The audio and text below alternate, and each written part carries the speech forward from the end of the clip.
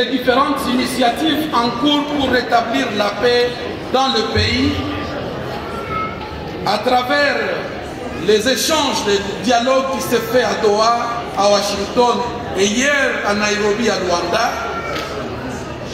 Mais nous revendiquons la participation des communautés. À travers nos amis et les responsables des communautés, peu importe qui serait délégué pour le faire, mais que nous soyons présents à travers les uns d'entre nous. Le deuxième message est adressé à nos pays voisins. Au Rwanda de cesser de déstabiliser la région, cesser avec l'agression et de savoir que après les dirigeants actuels, ils viendront d'autres. Et hier, ce n'était pas les mêmes, mais le peuple reste le même. Nous voulons la paix entre nos peuples. À l'Ouganda, nous adressons ce message.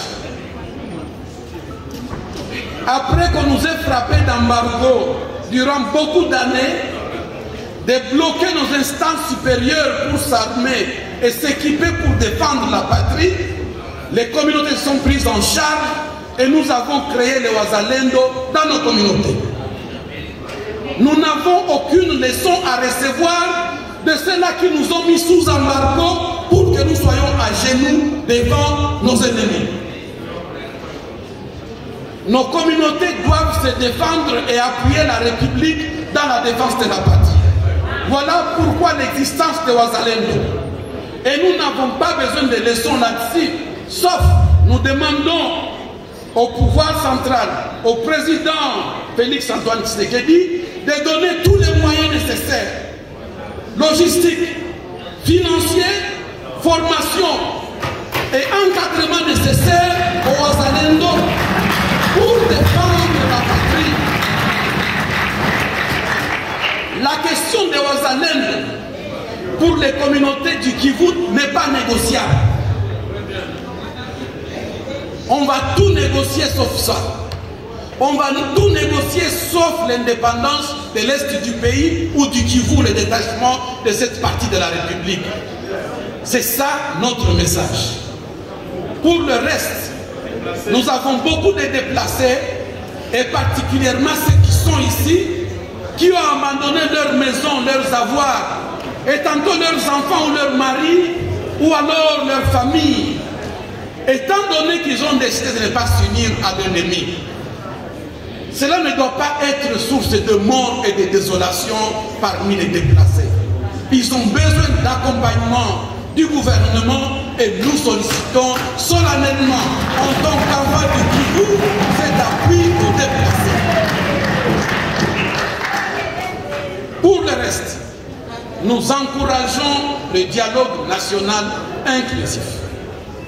Mais cela n'insinue pas l'impunité. Il n'est pas normal que des gens prennent des armes contre ce pays en unisson avec les agresseurs et croire qu'ils vont venir juste parler et on les laisse libres sans demander pardon ou alors voir la prison. D'où nous prenons la paix, la réconciliation nationale, mais aussi la justice transitionnelle. Je vous remercie.